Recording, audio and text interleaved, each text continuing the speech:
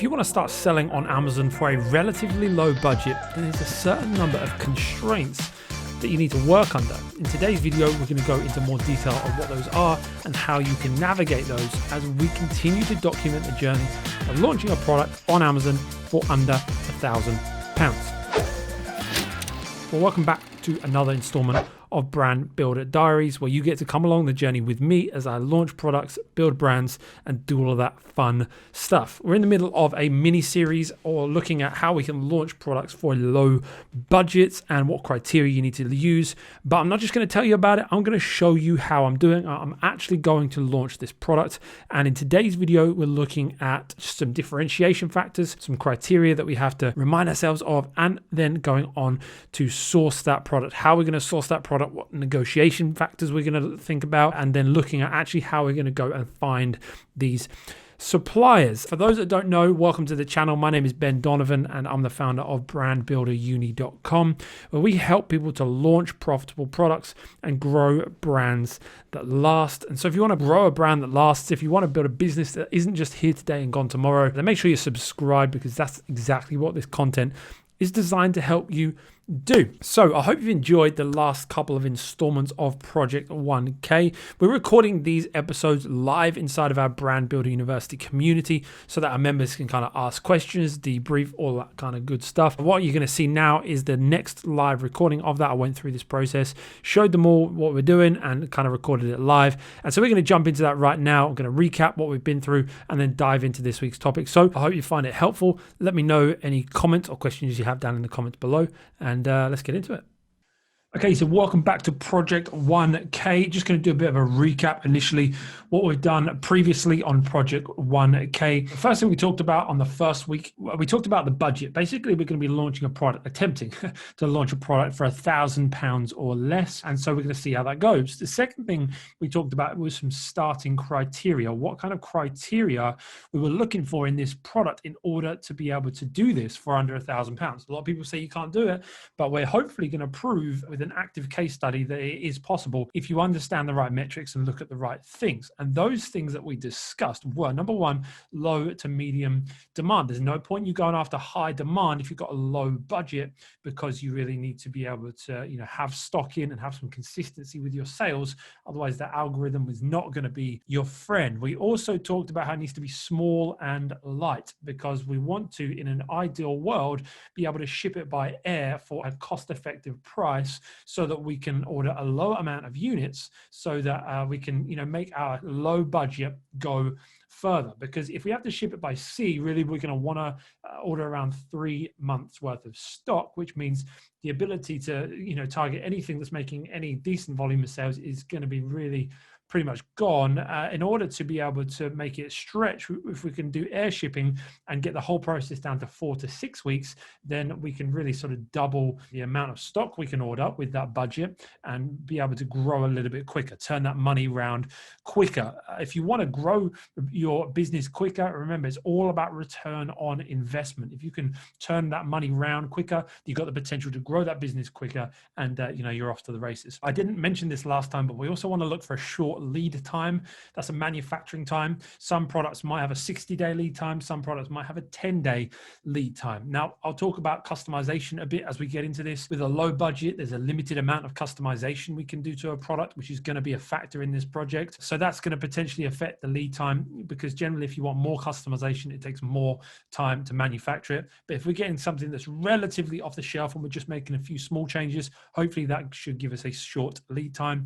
Then, of course, we want to look at a low unit cost, speaks for itself, and then a low minimum order quantity. A lot of manufacturers will want 500 or 1,000 unit minimum order, but we're going to be shooting for, probably in the region of 200-300. See how we go on the pricing. And then we looked at some product research in part 2. I don't know why that's numbered 3. That's not very helpful, but we looked at some product research. We looked at a whole bunch of different options. We used the keywords tab on Helium 10. We looked through the different criteria. We looked at the keywords tab and we looked for products that were in a relatively low demand range, but also had some room for improvement, that had some differentiation ability, which we'll kind of recap in a minute as well. But why did we settle on the cross stitch kit? Just wanted to sort of answer that before we move on. Ultimately, what we looked at is this thing that we call the product potency formula, that we don't want to just source products because that's a very limited scope of what we're trying to do here. We don't just want to launch a product and then in 6 months' time, that product's not selling very well anymore. We actually want to have some consistency in our business. So we need to source a product that's going to solve problems. And we also, if we're going to do that, then we're going to want to find a bunch of people that are going to be interested in our product. And when I say people, I mean the kind of people that are going to be interested in a similar range of products. Because what I've found in my experience with selling online is if I simply source products that solve, a problem, but don't necessarily help a certain set of people, what you can have is an inefficient business. Is inefficient because the next time you go to launch a product, you're going to have to find a new audience. You're going to have to do a new launch. Whereas if you'd have actually included people in this process, who am I going to sell this product to? Are there any potential future products I could go on to continue selling them? Then you would have been able to really build something a bit more efficient next time you launched. And if you only source products that people are going to be interested in, but you don't consider the problem that product solves, well, then you're going to have an unpredictable business. If people don't both want and need this product, if it doesn't solve a clear problem, either in life or even what is available with products at the moment, then it's going to be an unpredictability about your sales because they might be up one day and down the next, just because it's a bit of a whimsical thing. Yeah, I like this product, but it doesn't really do much for me. And so to have those three things is really going to bring that potency. And of course, if you're trying to solve problems to people without actually selling any products, then you're going to have an unprofitable business. But what we're looking for is this trifecta in the middle. We want to be able to sell products that solve problems for people. And that's what we've identified with the cross stitch kit. And so just to talk about a bit of our process about how we found this, number one, we looked at a product that had demand. And specifically, we were looking for a low to medium demand. We were looking for something that was selling around about £1,000 to £3,000 a month, so that, we knew that we would be able to have enough stock to be able to start selling, get a bit of a feel for where we were going, then reorder and not be out of stock, or not be out of stock for too long if we did go out of stock. We also looked at the competition and we found that cross-stitch kits had a number of products in the market that had double-digit reviews. It's not essential. We'll be launching another product in maybe sort of 8 to 10 weeks time, where I was looking at the review count today and like literally everybody on the first page is triple-digit reviews or more. Like, I'm not too stressed about that because I think we've got a good product. I think we understand marketing well. But the better product you develop and the better you get at marketing, the more you can go after high competition. But when starting out, it is easier to get traction with lower competition, especially in the low price point, because the way to really beat competition, like I said, is good product and good marketing. Both of those generally are going to mean that you're going to have to invest a bit in your product launch. And so if you are starting small, one of the things I would highly recommend is this section here, is keep the competition on the low side. And then we looked at differentiation. Were there some opportunities to differentiate? We talked about how there potentially were, but that was something I was going to look into more this week, which I'll cover in a moment. We looked at profitability, which if we can get the numbers right where we're sourcing it, which again we'll talk about today, then there's a good chance for profitability. Scalability. Are there going to be people that are interested in similar products like this? Can I sell more products to the same people and grow my brand efficiently? And we agreed that yes, there was definitely the potential to do that. Different ranges, different products that were in that niche of sort of knitting and sewing and crafty. It feels like it's definitely got more popular of late.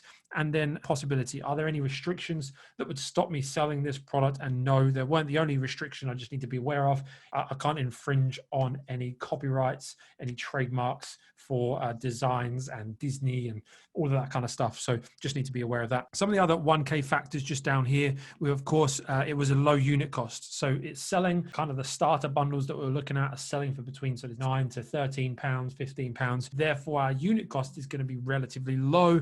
And so that was a good thing. It's small and light. It's the really good thing about this product is it's smaller. Judging on what other people are selling, of course, I need to verify this, which I'll start the process of today. Judging on what they were selling, it was 2 centimeters deep the product and smaller than the limitations for a large envelope size, it's called. And so it could go in a large envelope. So the shipping was only like 166, which is really good for the FBA fee. When you're trying to sell something and start for a low budget, like every 10p, every 10 cents counts. And so it's little things like that are going to really help. Not only is that going to help from a FBA fee perspective, it's going to help from a storage fee perspective, it's going to help from a shipping perspective. We're going to look to ship these by air initially, but when we do start to ship them by sea, there will be absolutely dirt cheap to ship, which is really good. Low FBA fees are just covered, and then of course low and medium demand, which are kind of covered there as well. And just a reminder that we're following what we call the brand builder blueprint on this journey. It's an 8-stage process that really helps you launch your first profitable product on Amazon and start the process of growing a brand that lasts. And so if you do want to pick up a copy of that, you can find it in the description below. We're actually recording this live inside of our Brand Builder University community, where we're going through this process together, and they're asking questions, and they can dig deeper into this stuff. And so if you want to check that out, again, you can check that out in the description below. And for those guys that you're watching in the group, I know I said I would have this blueprint ready. It will be ready. It must be ready by tomorrow because the first video goes up, but it actually got a lot more detailed than I was expecting. So it will be ready, and it's going to be interesting getting that done. But yes, I will get it done. 1 sec. Let me just write something down.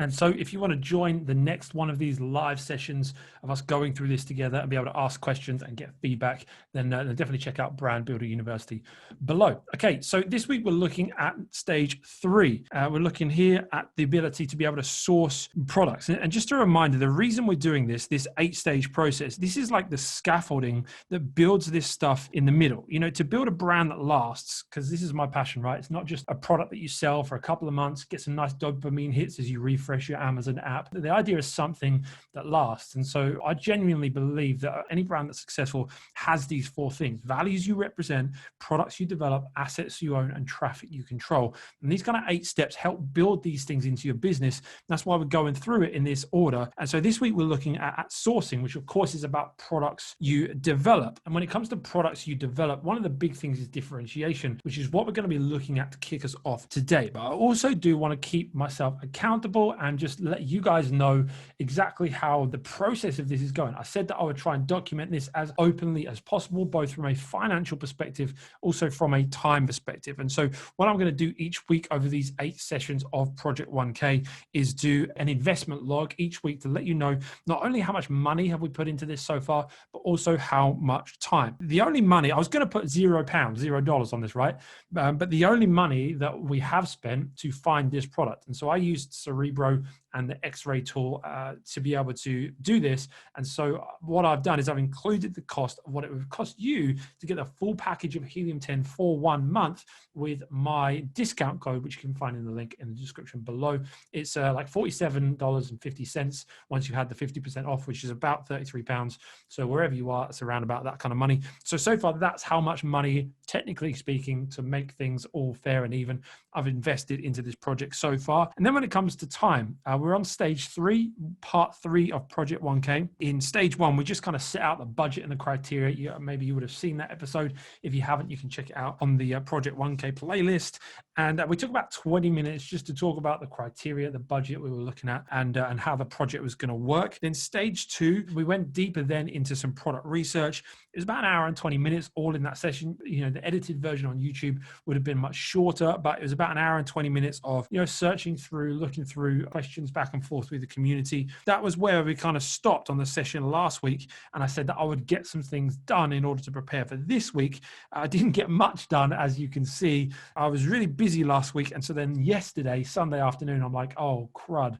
Project 1K live stream is coming around tomorrow afternoon. I should do some prep work on this. And this is what I'm trying to communicate, guys, is that I know a lot of you out there have jobs. I know a lot of you out there have other stuff on. So I want to also show you what it's like for someone that doesn't have a full-time capability to invest in this, because I certainly don't have, and this is not going to be my priority. This is going to get the offcuts of my time, so to speak. So yesterday I started doing some competitor analysis because in last week's episode, I talked about how I was going to do some research on differentiation through the week so that we could then contact suppliers this week. I kind of felt I robbed you a bit of that process because I think it's helpful for you to see what we're looking for when we go to differentiate. So I'm going to do a little bit of that for you today. Also run you through what my mum said on the phone. Good old mum. I phoned her this afternoon because she is someone who does cross stitches and she sews. And so that's a good tip for you guys. For anyone that is interested in selling a product that you don't know much about, is crowdsource knowledge. I don't have any knowledge about cross stitch or sewing. And this is, again, another thing that I want to try and communicate to you, that you don't have to be passionate about the product. In fact, sometimes being passionate about the product can be a negative because your biases can skew the data. Bear that in mind. Not avoid things we're passionate about, but just make sure we're aware of that. And so I don't know anything about sewing. And so I phoned my mum, said, hey, mum, firstly, how are you doing? Okay, talk to me about cross stitch, right? I want to do this. I'm showing our amazing Brand Builder University community, if I was to go about launching a product for under £1,000, how I would do it. So mum, tell me what I can improve on with cross stitch kits. What do you need from a cross stitch kit? She said, the thing that holds the thread, the cardboard always rips, always tears. If you can get something, she says it's called like a floss holder or something. It's like plastic, like a ruler, and it holds it and it's way better. I'm like, sweet, okay. You need one of the rings, like the rings that go with it. She said she was looking for one the other day. She needed one, didn't have one, tried to order one, couldn't get it. And it was so hard to do it without it. It cemented the fact that we need to get the ring. She said she's only ever used wood, which I thought was interesting, that, plastic may be good, maybe cheaper. And I said, you just got to be aware of the eco aspect of that. And then she talked about the technical stuff of the actual sheet, like the white sheet of the cross stitch. The smaller holes, it makes it harder. So if we're doing it for beginners, we just need to be aware of that and make sure the holes are a bit bigger. That was that really. I asked her about the ability to print custom designs on it, because that's one of the ideas I've got, is like maybe putting custom design, not custom as in they can order their own design, like their face on a cross stitch or anything. Because one of the thoughts I've got is just going a bit more like trendy with it, because it is a trending, I don't want to say a fad, because I think it's probably something we could look at. What we'll do in a minute is actually jump onto Google Trends to verify this. But from my understanding, cross stitch, knitting, stuff like this that was maybe deemed as old fashioned when I was young. I like to think I'm still young. When I was a teenager, early 20s, it was like old fashioned. It was like, people my age just wouldn't do that. Whereas now it's becoming a bit more fashionable, a bit more trendy. And so I'm just wondering if we can pitch this at like a younger generation with some cooler designs. So I asked her about that. She wasn't overly sure. So we just need to do some research. So 2 hours and 8 minutes in total that we've invested into this project. And now we're going to be talking to suppliers about this once we've kind of finalized this differentiation research. Okay, a couple of things to finish off before we dive into Amazon and then Alibaba as we're looking for suppliers for this product. Firstly, some challenges. Of course, we've got a low minimum order quantity. I'm predicting the unit cost is going to be $2 to $3. Then with our shipping and all that kind of stuff, really we're going to be looking at a couple of hundred units, which is a low order quantity for a supplier. So we're going to have next to no negotiation power. We're not going to be able to ask for too much in terms of customization. There's going to be some challenges with being able to customize stuff, because they're going to say, well, you're ordering 200 units, take what we got or don't take it at all. So I'm going to have to try and work hard on that. With a low budget, speed is of the essence. So any customization is going to slow things down.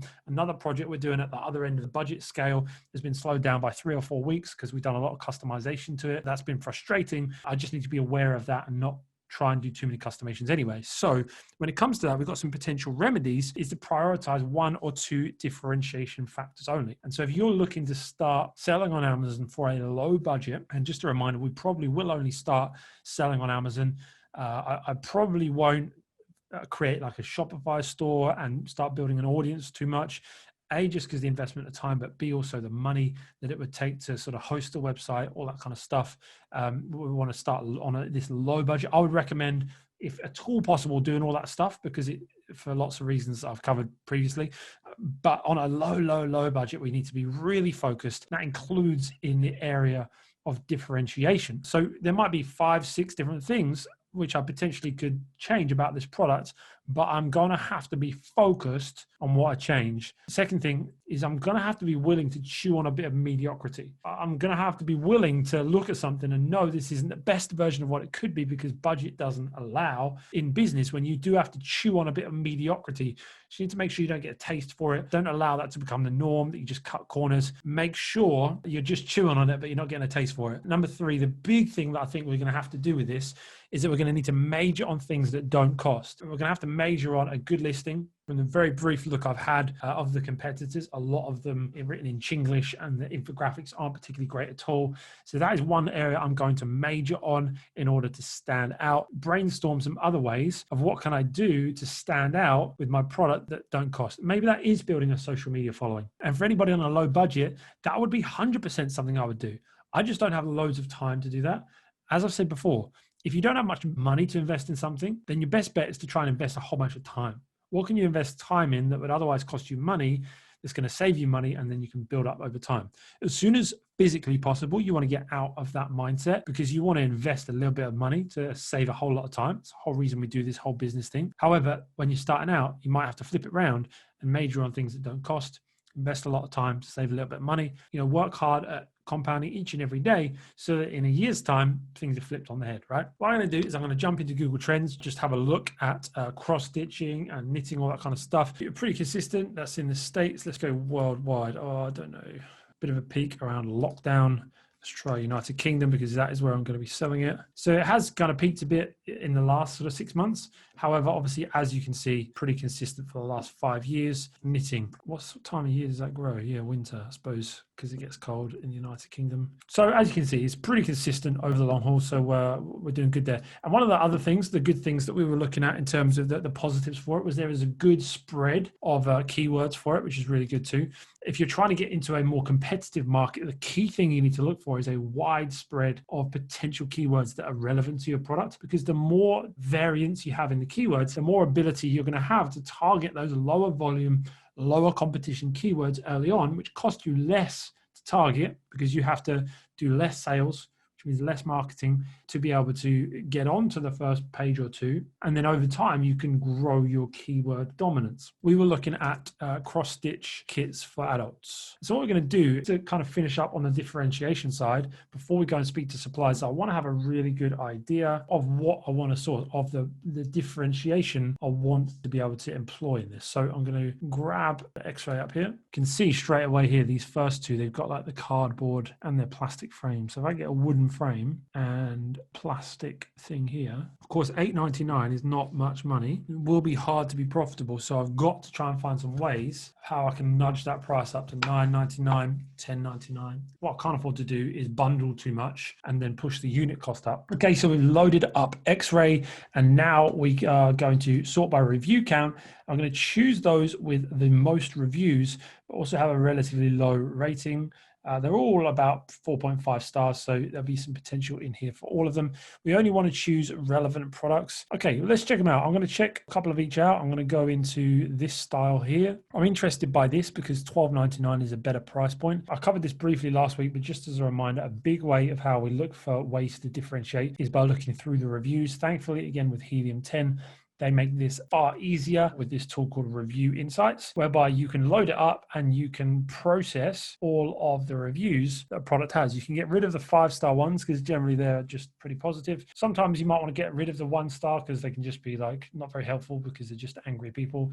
But I'm going to leave it in. So you can either look through all reviews or you can go review analysis, which is what I'm going to do, and then go through each of these most used phrases, because some of them will be positive, some of them will be negative. Easy to use for beginners, great kit for beginners, isn't really ideal for beginners. Barely any instructions, okay? So that's one thing we talked about last week we could differentiate on. I'm going to write that down, instructions. Don't want to be gifting people. We absolutely want this to be a giftable product, so we want to make sure the hoops are good, strong hoops.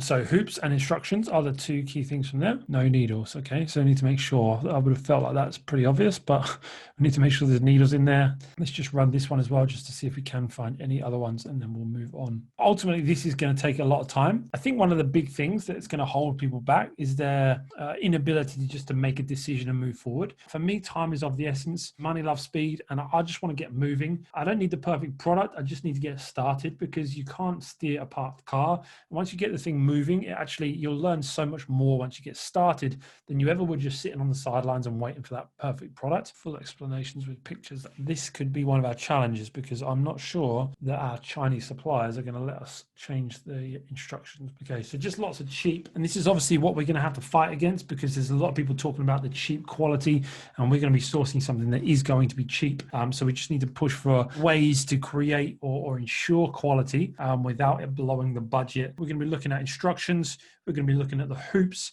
We're going to be looking at the design, and then also like the floss holder that good old Mumsy mentioned. So 4 things. We're going to have a think about what we prioritize there. What we prioritize will obviously depend on what comes back from the supplier. So once you've done that, you've identified a product, it's time to source, right? You've identified the ways you can differentiate. You want to make sure you do that before you contact suppliers, because you're going to want to know if they can make your dreams reality. But once you have done that, you want to come to Alibaba, like I am doing right now. You want to come up here to the top of the page. What I do is, instead of going to products, I'll come down and go to suppliers, because what can happen is if you go on products, the same supplier could have like 10 listings, and then you'd be contacting the same supplier 10 times. And then what we're going to put in here is cross stitch kit. We've got 2,700 suppliers here, which is good. I am going to go for trade assurance, also going to go for verified supplier. I want to do both of those because it's going to really drastically cut down the amount of suppliers there. Still not going to contact all 616 of these. I know that if they accept trade assurance, then they're pretty legit. Trade assurance is when they would agree to some protection on your order through Alibaba. So if you pay through Alibaba, through trade assurance, and there's an issue with your order, there's some potential protection there. I've never used it personally. I've never known anybody have to use it. However, if a supplier says, no, we won't take trade assurance, you kind of have to ask the question, why? Why wouldn't they? Then verified is a case of the suppliers would have like a premium membership whereby they're vetted, verification steps they have to go through, things that have to get vetted about their factory, working conditions, etc. So again, I would always tick that just because you want the highest quality supplier possible. Coming up here are exactly the kind of thing that we're looking for. So I'm going to spend some time looking for some designs. If I can find some designs that fit the kind of feel that I want, a bit younger, a bit fresher, a bit more trendy than maybe some of like the old kind of flowery, old school sewing patterns. If I can find these already made, that's got the potential to really nail that design factor. Whereas if I have to give them our own designs and get something new and custom made, I'm probably going to get knocked back by those suppliers because they won't customize something, remember, for such a low order quantity. This kind of design looks a bit different. This one a bit minimalist. Minimalism is obviously such a big thing as well. And that's the thing is like, what can I combine? From a cross-stitch perspective, what else can I combine it with? Can I combine it with, young and trendy, or can I combine it with minimalism, or both of those? And so I'm basically just going to look through these, see what suppliers can do what I'm asking. And then I'm going to go through and contact a bunch of these suppliers, 15, 20 suppliers, just to get a good idea of who can provide what we're looking for. And in order to do that, what I'm going to do is I'm going to use a template for contacting suppliers, which we have available for our Brand Builder University members. It's relatively basic, and often you might not want to do something as detailed as this. Some people would say this is probably too detailed and you want to maybe just do a shorter message, but I want them to know that I'm serious about this. The template that we use is very specific on things it's trying to achieve. This isn't just waffle. There's a purpose behind everything in this template. So very briefly run this through, and then I'm going to take this away and use it. And then we'll come back next week to review all of the progress that we've made and then make some next steps on. So this will be, my name is Ben, and then I'm contacting you about working together on a lucrative long-term venture. We want them to know that we're serious about this. We're not just some small player, even though we are. And then we're planning to purchase these cross-stitch kits to add to our product line. We require these specs. I'm going to put in there, I want some custom instructions, strong hoops. Can you do us wooden hoops, or does it have to be plastic? Can you do us like a plastic holder for the thread? All of those points I'm going to put in here. Let them know we're contacting a bunch of suppliers. So you guys aren't the only ones that we're contacting. And then got a few questions. Can you provide all the specs we mentioned above? Can you provide a price for a sample sent by Air Express to the UK. That's where we are. So I'm going to want a sample potentially. I might skip that depending on how much it's going to cost. Next week, we'll look at a bit of a more detailed budget when I've got all this stuff in from the suppliers. For the final production, what are the lead times? This is going to be a really big thing. What is the cost going to be? We asked them for a cost for a low order quantity and a higher order quantity because I want to know what's their scope for negotiation. I might only be able to order 250 right now, but I want to know if I can order 1,000 later on, what kind of price can I get this down to? Because it means I know that if I launch and just break even, but I'm getting a foothold in the market, I'm building up my ranking on Amazon, I'm getting reviews, I might not be making loads of profit, but if I can build that up over time, then get more units and bring my costs down, could generate more profit, and there's some scope there. It also shows me, the ranges of negotiation. And so it gives me the opportunity, if they give me a price for 1,000 units, but I only want 250, I know they can go down to the 1,000 unit price. So I might say to them, I can only source 250, but can you do it for us for the 1,000 price? It's a good way of negotiating because rather than stabbing in the dark and saying, no, I want it for half that price, what's a range that's not going to offend them and it's not going to drive down quality of the product, which it can do if you drive them too hard on negotiation otherwise. We'd be very grateful if you contact us with the above information. We talk about how we usually work is to order a sample order just to test the market and then make a much bigger order. I personally am not a massive fan of the whole kind of sample order just to test the market thing as a practice, because I think you can verify things way more these days than you ever used to be able to. But in our communication with them, we're going to let them know that, hey, for us, this is a small order, recognize that, we understand that, but our goal here is to take this to much bigger order sizes because we want to incentivize them. As much as we are scanning them, interviewing them almost, they're interviewing us. They may only have a certain amount of production capacity and they pick and choose who they work with. So we want to let them know we're taking this seriously. We want to grow. Can you help us do that? Let them know where you plan to sell and get them to contact you off of Alibaba if you want. The only thing I would say with that is if you do come across any issues, need to get trade assurance involved, then they're going to look at your Alibaba chat. So if you do emails back and forth to discuss things, because it is much easier than the horrendous Alibaba platform, then make sure you do at the end of your negotiations, just copy everything into Alibaba's chat. Make sure you list and summarize each point, and then you can begin to have some sort of bit more security there. I'd also recommend creating a purchase contract, and we can potentially talk about in the next few episodes of Project 1K. Send that to a bunch of suppliers and see what they say.